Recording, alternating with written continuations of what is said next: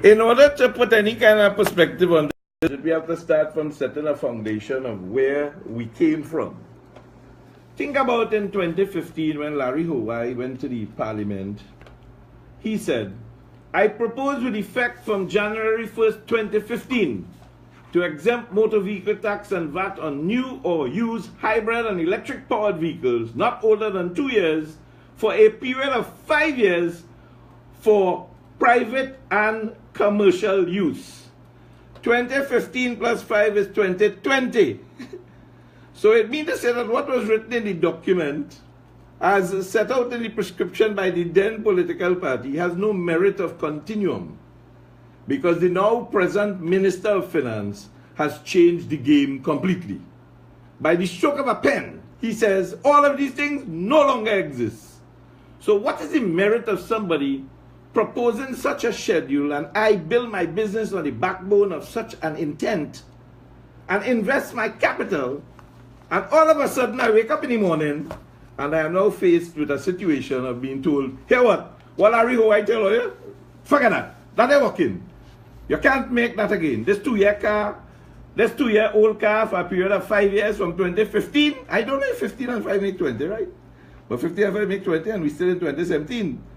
So how does that politician and the past politician no, but you see, regularize the balance? You see, that's the problem. They're not reconciling their positions because we do not hold them to task. Good. I just sat in a meeting with a businesswoman. She's a very successful woman. She's a game changer. And she asked me again, she said, Philip, why is nobody explaining to the country what a budget is and how a budget is supposed to be done, a national budget? I said, well, we tried that last week Tuesday, and we talk about it every night. But if you read just what this man said in the preamble to his budget, and he talks about where the revenue position was, and what we have, and what's the balance of trade, you go forward and you say that we have a negative balance of trade number, and then nowhere in the budget do you address that or any measure to correct that. Well, again, that's why I want to start with the conclusion from the budget speech of 2016. Here is what the then Minister Inbert said. Madam Speaker, this 2016 budget represents a radical change in the way our national budgets are presented. In previous years, the fiscal measures, the processes of formulating the budget, and its underlying assumptions, such as the basis for estimated price of oil, were shrouded in secrecy. This is what the man says as he closed the budget speech of 2016. You give me a headache. And we are now dealing with the budget speech of 2018, and I wonder what else is shrouded in secrecy. But then we come again in 2016 when he introduced the budget. You give me a headache. When he introduced the budget in 2016, here's what he says. Because of the confidence that the population has reposed in us, and because of the comprehensive manner in which the previous administration was rejected at the polls, I had two options available to me with respect to the form and tenor of this budget statement. I could easily have resorted to political bacchanal, picong, and rhetoric, and the statement could have taken the form of a fiery campaign speech or political platform. In fact, there are sections of the society who would wish me to do so. So angry are they at the travesty that has passed for government in the last 5 years and 3 months. And what do you want? You see, the people in this country now are incensed. Because after saying that and being the Minister of Finance for 2 years in a government that has done absolutely nothing to undo or to reverse those fortunes, how could we have situations where every single year our expenditure increases and our income decreases? Are we trying to hand ourselves to the IMF? No, we're trying to go bankrupt. We're trying to prove to Clico that we have the capacity as a country to do the same thing they have done. Cliconomics. Cliconomics, I'm buying that. But to add insult to injury, and we have to call out the opposition to it, because here is what. Please. In the situation under crime and national security, in 2016, we're not even dealing with last year or this year. I haven't reached there yet. He says the so-called arbitration victory was merely illusionary, since Trinidad and Tobago spent $2 billion on the OPV contract but only recovered 1.3. And what did the opposition tell us today? Did we get back all the money? Wasn't we supposed to get back the money? Didn't we cancel the boats? But Robert, I asked a question this morning, and I want to ask you this question. If the Commissioner of Police and the Director of Public Prosecutions do not have the authority or the wherewithal to go after abusers of office and to get our money back, who does?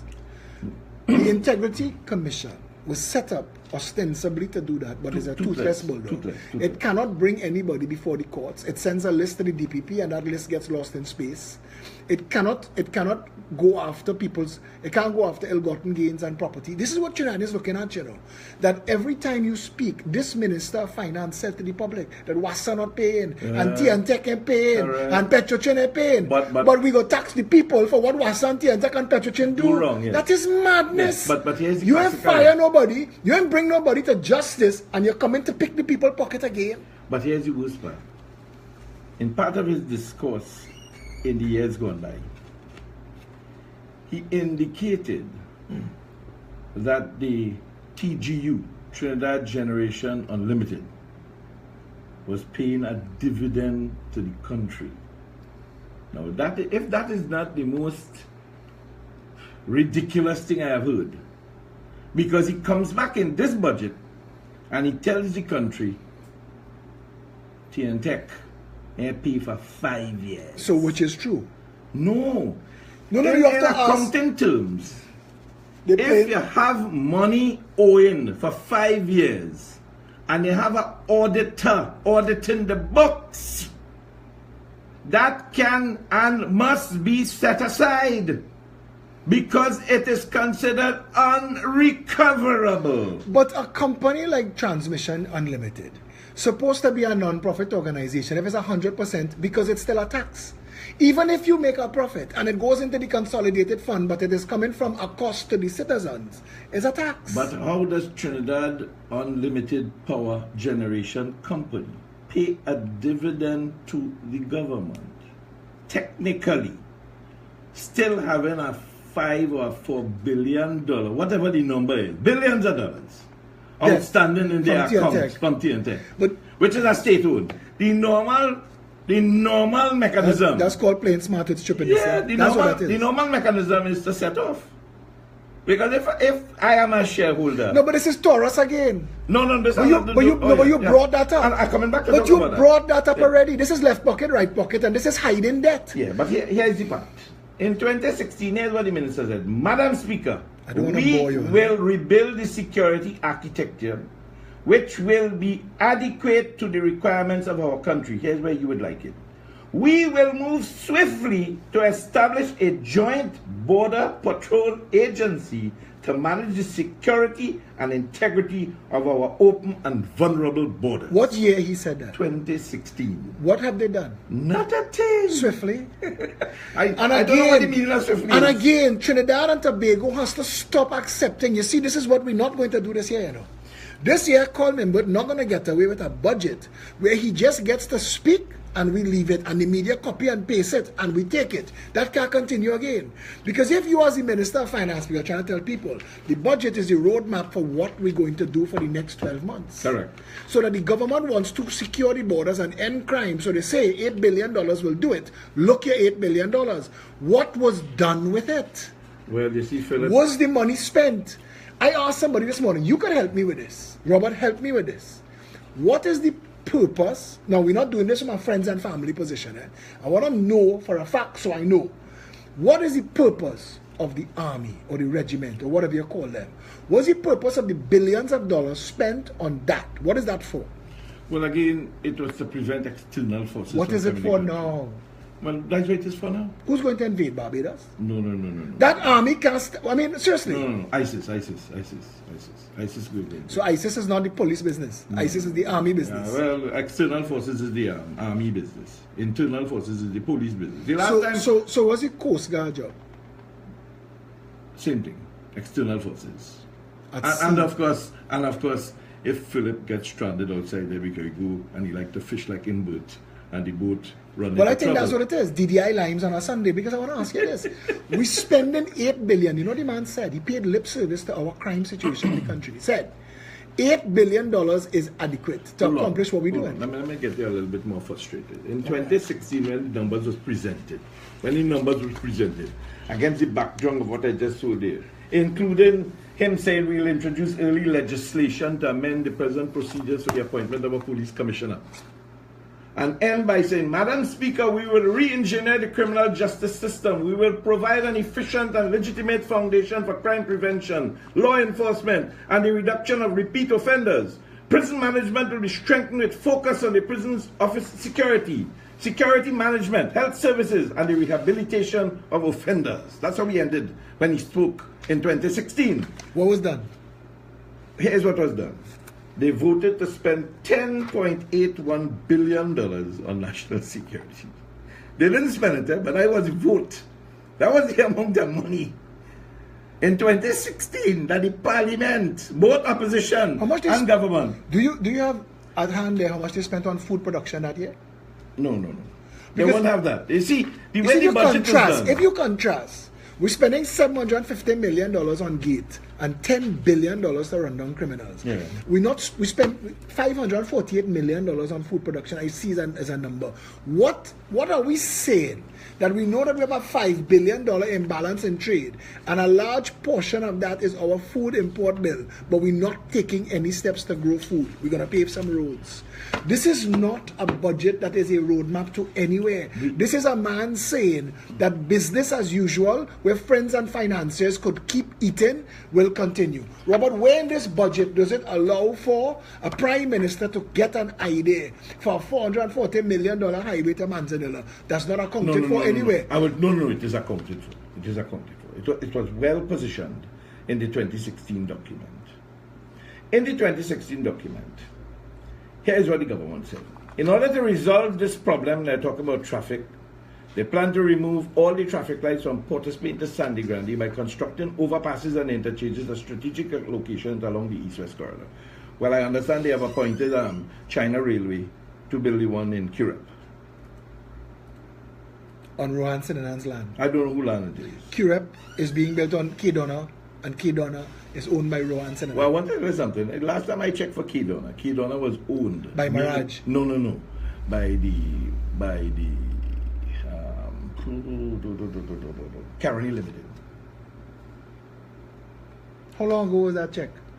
Before it was Kedona? 8 years ago, 9 years ago. Caroni bought Kedona? All those lands there were owned by Caroni. Okay, so they have a lease then, maybe. That's what you're seeing. Maybe that's what you're seeing. So how do you pay? You know, let's go back to me with Pigeon Point. The man bought it for, I think, 16 million and sold it for 125, you know.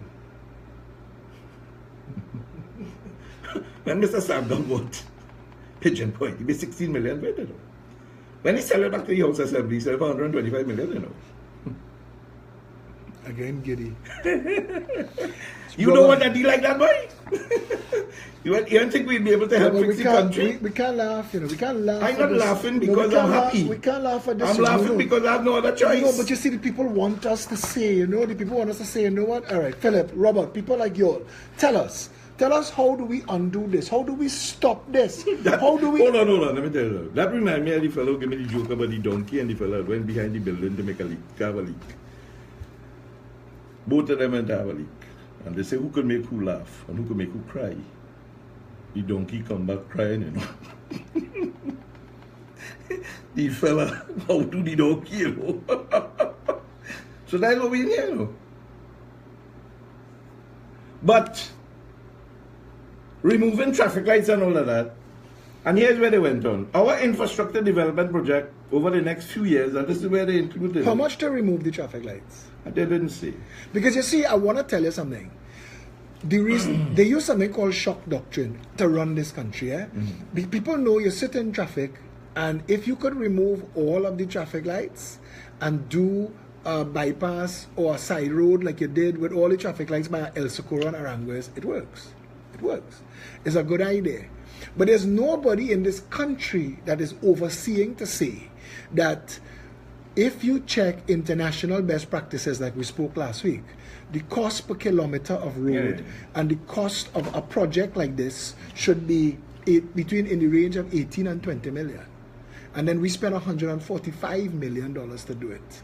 There's no organization of oversight in this country checking to see where the money, how the public funds are being spent. Well, again, whose job is that? Again, that is the parliament's job. That's the parliamentarian job. That is the Public Accounts Committee's job. That is the central government's responsibility. That is the exchequer's yeah, but you can't list a person that says that that a project is approved and that it go because it's a country notorious for 55 years of corruption. That we don't yet have an organization that we could say that we're going to do the QREP interchange for $336 million. These are all the documents, vetted. Due diligence. That could come back and say... Well, it comes back to the port. There was due diligence on the port, before the boat was bought. And then we find out in the commission that the man in charge of the ferry services got a independent text or email from Baja Ferries that say we want to deal with you direct. And the Prime Minister said he was sussed out in Barbados by somebody who called him and said, do you know what's going on? And he told him, well, if you send me the information, I'll look into it because I can't accept what you tell me on the phone. He said, when I reach home, I get the documents. Then they do due diligence. Mr. Sinanan also said, and the Prime Minister said, what you want me to do? You want me to do the due diligence? This is a dung-up process. When it comes to the bottom, the me is for me to sign. No, sir. With all due respect, Mr. Prime Minister, your job was to appoint a proper and effective Minister of Transport. I agree with you. And his job is that. So your responsibility is to fire him. But before you fire him, he's supposed to bring to responsibility all the people who had any custody to the chain of events that led to this. Well, again, there is the talk that the chairwoman... You have 5 different committees investigating this one transaction. Philip, I understand. I don't want to complicate the situation. But it took 6 months. Yes. It's not 50 years. It's 6 months. It's 6 months between the hiring and firing of the new Port Authority Board and the arrival of the flower. What? That they can't have that much information. It shouldn't require this much of a conversation to see where the actual decisions were made. But you see, somebody asked the other day about that also. What is the status with regards to the letter of credit? Now, I don't even know the terms and conditions of the letter of credit. But I don't even see how that comes to bear, because what is the most important information here? That is terms of reference. But I'm saying to you, somebody made a decision to give a contract to an organization, and to this day we do not know who made that decision, and we do not know who owns that organization. We're talking about letters of credit, and we're talking about who appointed the boat and all of this. But to this day, you don't know, and I don't know, who owns Bridgeman's Trinidad Limited. Well, no, there is nothing named Bridgeman's Trinidad. They have Bridgeman's Trinidad LP or some craziness. So no, there's a Bridgeman's that is registered in Canada. We have a Bridgeman's Trinidad. That's who got the contract. We didn't give the contract to Bridgeman's Canada. There was a 2-week-old company in Trinidad and Tobago that was given the contract. No, but the last time I checked, Philip, there was nothing on the Trinidad and Tobago registry. So a registered company. Okay, so who are they saying that when they cancel the Superfast Glacier... Who they cancel it from? Forget that. Yeah. Who is the Port Authority of Trinidad and Tobago saying they entered into a new contract with? Where's that contract? Contract with for what? The provision of the boats. No. The ferries. There was only... There was a contract with the company that provided the Superfast Glacier. You've vacated that contract. Yes. They've terminated and they're gone. You've entered into a new contract now. What company is that? Right. It's Bridgeman's Canada. From what I understand. Now, again, this went before the Parliament.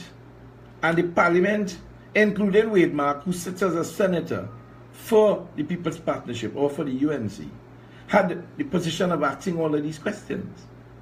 Can you imagine you walk away from that and we still don't even know who the shareholders are? But let me just tell you, let me add insult to injury here. You see, when I realized what was going on, I took in front and I sent an email to Andrew Purdue. And I said, he's a flip-flop.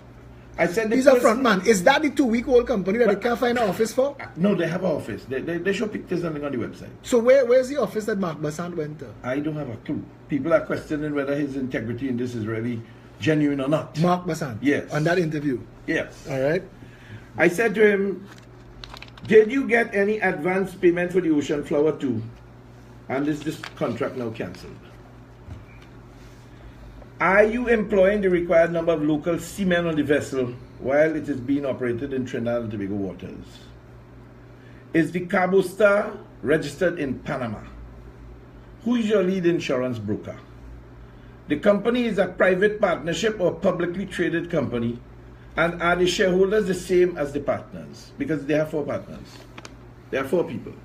4 people is a guy named Pudi. The next one name is Paul Chung. The next one name is Peter Cotell. And the next one name is Brian Grange.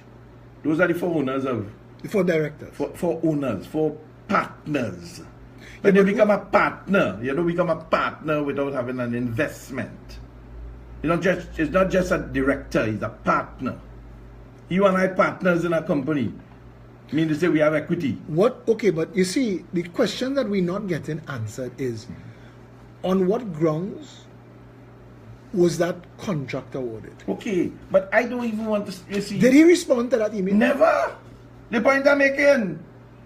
And he come and he sit down before the Public Accounts Committee or before the JSC and say he's willing to give everything. Tell me what I want. You want me to take off my pants? I go take it off. And up to today, we haven't seen whether or not he had tattoos on his legs. That information we don't really need.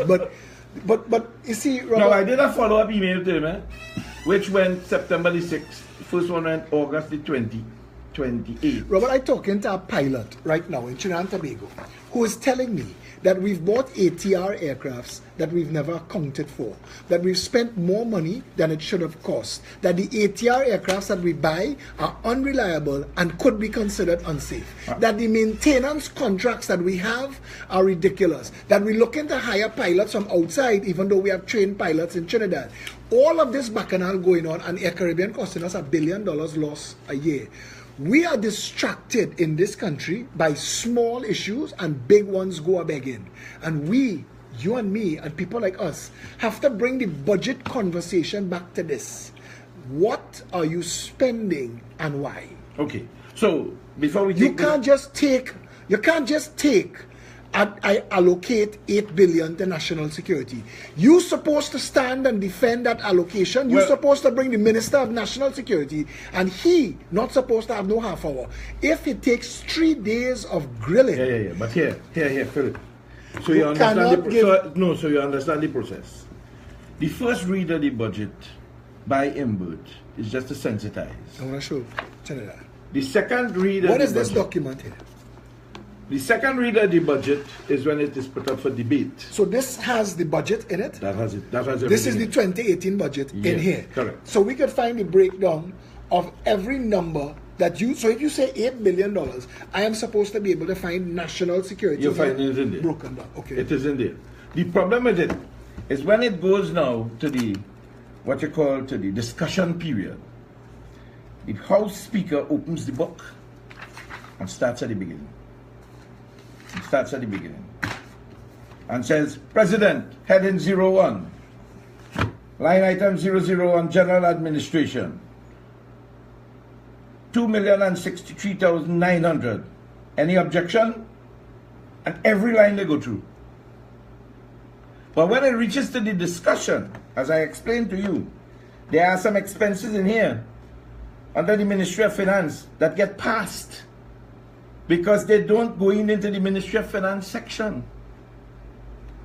So in the last budget debate, they didn't talk about finance. When they reached to the end of the document, it was just browsed over and they forgot to deal with the details. Believe it or not. So for instance, all the loans to the Ministry of Finance is in here, you know? Every loan. And it goes in and it says, debt servicing, interest, 549 million, 757 million, 659 million. I have the breakdown how it goes. But so the opposition leader. So therefore, this just gets what is called the brush over. But we take a break. When we come back, we'll deal with it more. All right, people, it is now 11:42. Give me the time check, courtesy of Racetrack Wheels.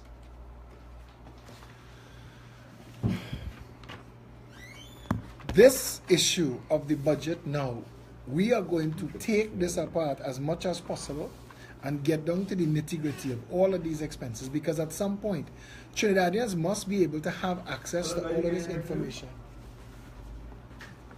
Not every day so that can be my problem. I park in a side street in the middle and walked because I'm afraid them.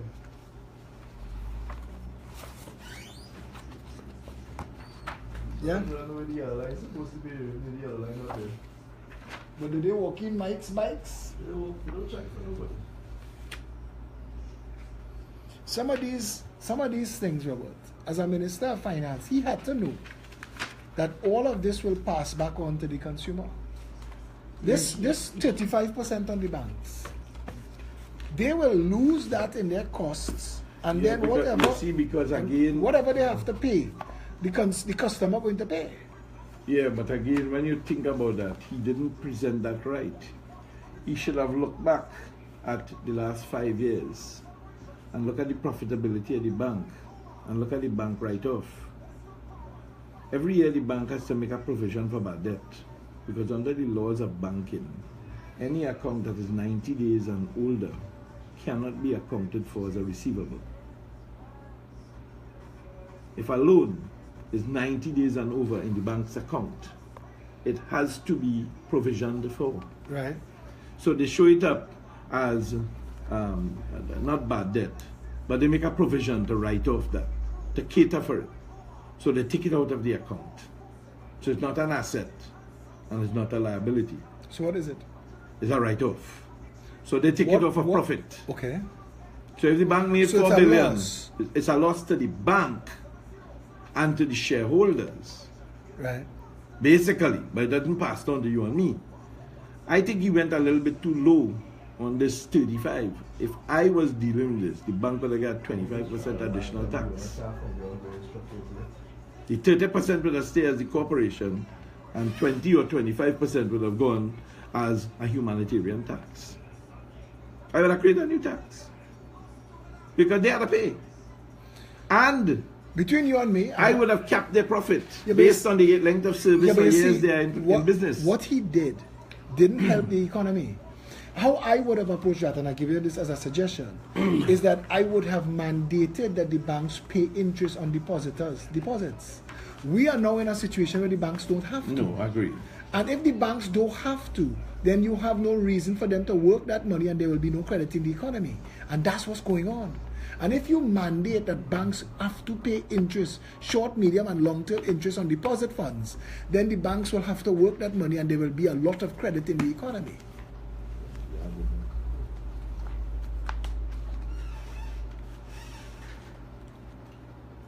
All right, let's get one time back inside of Sense and Sensibility. 11:46 is the time. It's going to be courtesy of Valley Optical. We're talking of the issue of the country and where we go. And as I said to you, Where in Parliament? the mail room, they can go there and request a copy, I believe. The mail room. Right downstairs. I know. Yeah.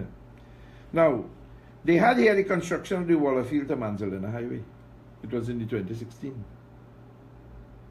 What year they were going to bring it in, how they were going to bring it in, How where much did they the accomplished provision, there? they didn't account for nothing here. Nothing here. I'll have to go back in the other books and check and see whether they did put aside any money. But in regards to this whole situation, we got to look at the 2018, because I think it's important for us to spend a little time on the 2018 and some of the measures that was taken by the minister. The issue of the aligning or bringing the tire situation to 30% for used and new, while I know people are querying that, I think in view of what you had said, the corruptibility of the society, we have no choice. Because the men who were bringing in new tires was passing them as used tires, and of course through the custom system, if you know the person there, when they check the container. Yeah, but Robert, again, that's the problem I'm having. The problem I'm having is you make an issue and you apply a tax, and I don't understand why the first thing we didn't deal with is consequence for the corruption. I hear you. Why you still have the chief customs officer having that job if he cannot run customs and excise? I hear your point. Why the first thing wasn't done? If the Minister of Finance could say that customs is corrupt, why is the first thing that wasn't done was whoever's the controller of customs brought before a joint select committee of parliament? Why wasn't he given a chance to explain what the situation is and action taken? Because before you could apply a tax across the board and punish everybody else, deal with the offenders, because not every tire importer was passing new tires off as used. And not every customs officer, I want to assume, was engaged in that conspiracy. How could this be the remedy? How could this be? I think that is lazy budgeting. I think Colin Imbert, what he presented here was just reactive nonsense that had nothing to do with dealing with the realities that have been presented to us that took place in the last 10 years. When he said the last government stole $500,000 per house, because he said that they corruptly enriched financiers, friends and family, $500,000 per house, and that his corrective measure was so. I want to know why the Commissioner of Police and the Director of Public Prosecutions is not in the HDC today. I hear your point, and I understand you completely from the point of view of the rational billions thinking. of dollars we're talking about. Yes, I hear. And if he isn't made, because there should be some mechanism. If people have wrongdoers are not brought to justice, nobody have a reason to cry foul. Munilal and them, who he's accusing, could just sit there jailing John, and everybody who was running the HDC could just sit quiet if there's no consequence to the accusation. If there's a consequence to the accusation, they could cry foul and take him before the Privileges Committee, because he who alleges must prove. And he must be able to say, this is the evidence that I have to say. Well, just put it in perspective and understand that we have what I should call it inferiority in the processes, because it took almost 4 years or thereabouts for Jack Warner's position to reach to the point of no return. Again, so we go back to that. Our justice system is broken. Yes, but Philip, the only thing you could do in a society like that is become the authoritarian. No, you have no other choice. No, you can't depend on the people. It's not about depending on the people. You have to depend on them because you can't do all the jobs. Correct, but you have to be able to say, and we must go to the... I tell the people already, if we get elected to office on a simple majority, there's only one act for us to do. Dissolve the parliament and call a next election, because the people are not serious. You need a special majority. You need to go in there and undo and redo the broken system of justice. I am in agreement with you, but that and the cow jumping over the moon would be the last things you will see before you and I die. Well, I used the analogy this morning that we're driving down the road with our eyes closed in the dark, and what we decide to do every budget time is accelerate a little more. I want to tell you, at some point, we're going to crash. Hold your hand, because in the US Parliament, they just passed the law that approves self-drive cars. So that analogy wouldn't work. Because with a self-drive car, when it's going on, you know when to stop. I want to say, I understand that. But the point I was trying to help you. I like that. And I appreciate the effort. And imagine that. They passed the law in America already. We now still trying to decide what to do with electric cars in Trinidad. You know why we laugh so much in this country? We happy. Well, besides that, I wish the blue shirt guy could show up outside even. No. They have a saying in Trinidad, think to cry, we laughing. Think to cry, we laughing. I'm not saying you, laugh, we should all laugh. But the reason we laugh is we found ourselves in a situation where we're in the Titanic. We're seeing the iceberg coming. The captain drunk and missing. We can't find anybody in the engineering room to slow the ship down. So all of us whining on the deck. No. Hold on. We're whining on the deck. I want to tell you something. Seeing the iceberg. I want to tell you something. What again you're saying there is not right. Because there was a real story in the 1950s where a tanker broke in two. Half of the tanker, the backside with the engine and everything, stayed one place. The other half went the next way. The guys and them kept the half floating. They run the thing aground and they were saved. 40-something of them. So you're saying that that's the best we could hope for? I am saying we have to run aground. We have no choice. So you're saying to me, And help have to come from those like yourself and myself who will come out in the weather. somebody said, and I said, and pick you up. I said, and again it came up this morning, somebody said, and you let me finish this whole thing before you interrupt me. Somebody said that what Trinidad needs is a category 5 hurricane to blow everything away so we can start over. And I said to them, if we don't change our way of thinking, we will rebuild this same nonsense on the ruins. We're not going to change. Trinidadians have to stop being complacent and lazy with their democracy. You and I cannot be performing like trained monkeys for the public, and instead of the public saying, damn right, I pissed, sitting down there and either applauding or taking a party line. Okay, so hold on. In the 2016 I talk about, remember, was read in 2015, Although I said 2016. Absolutely. Because we're dealing with the 2018 budget today. Here's the classic. Madam Speaker, many of our financial institutions are still governed by pieces of legislation which are inadequate and to our contemporary needs. Meaning, we outdated. 2015, you realized that. You could speak to any lawyer. 17 gone. Bring any lawyer. 18 Bring gone. any lawyer in here and they'll tell you that most of our laws are outdated. We know. We need so how could we know? And we elevating people to silk, and we elevating people to the bench. And Robert, hold on for a while again. In 2015, when they first came in, Tobago's security apparatus is strengthened with the construction of the new police station at Old Grange and Roxborough. It was a wish. As of 2018, 17 going to 18, and now deciding to build it. We come back to the point that the country's problem is more or less about inadequate administrative leadership. These systems designed to fail. Well, systems designed to fail, because you could have, if you could train a monkey to operate a cash register with pictures, he could sell in Burger King. We do not need to be arguing. Are you suggesting that we do that? I'm saying that we do not need to be arguing personalities. What we need are systems in place that govern how the country is run. And if people evade those systems, bring them to justice. Okay, hold on. Either fire them. Hold on. Because we have to wind up. In all of this, the central government is saddled with billions of dollars in annual debt servicing to support loans taken out by state enterprises over the years, particularly in the 2011 to 2015 period. Again, cast the blame on the last Bacchanal government politics. who was there. Listen, Trinidad. But no, before you say that, but now in this budget, the minister is happy to tell the THA that has gotten a credit rating that they could go ahead and borrow money. And for almost 10 years, they have not been able to provide their books. So who is going to lend them the money? In a country where the present government accused the last government of borrowing money to save, correct, fudging the books, pretending that we're doing well and we have a heritage and stabilization fund that we're paying credit interest on. Trinidad and Tobago, this 1 hour on a Thursday is not enough. We have to pay 104 FM for an extra 2 hours. We have to buy this Thursday morning. And we don't come in here because you see what Robert and I need to do.